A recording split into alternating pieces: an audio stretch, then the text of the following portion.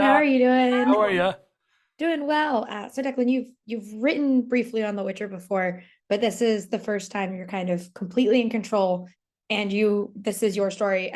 What was the excitement about getting to tell Blood Origins and tell this prequel?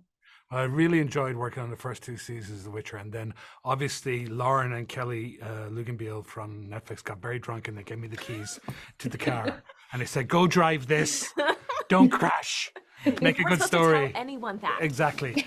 Uh, and it was just fascinating and exciting, and it was a world we had looked at before because the conjunction spheres is pivotal obviously in the show, but there's so very little written about it in Sapkowski's books. So even before this came up, we were trying to figure out, what did the world of the elves look like, how did they fall so far to become who they are in the book, which is downtrodden and broken and barely hanging on. And yeah, that was the sort of genesis for it, and away we went. Yeah, and this does fall into the elves are bad trend in television because the Rings of Power, they're not great. And then now this, I'm like, oh, I guess elves just suck. But for you guys, this cast is also so amazing.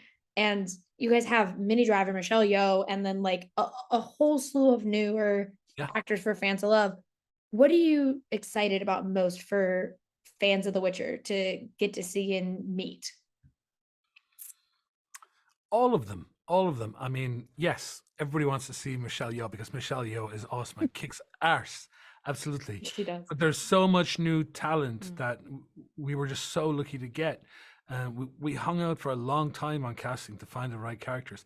And then all the little discoveries, like I was saying earlier, I got to write these songs, are very important. They became very important songs. We had no idea if, the person we're going to cast could sing. And Sophia had never sung before. Oh, And she's so then good though. she is in that cave where she sings. That was one take. Right. That was exactly what, and the whole crew just kind of froze and they all clapped afterwards.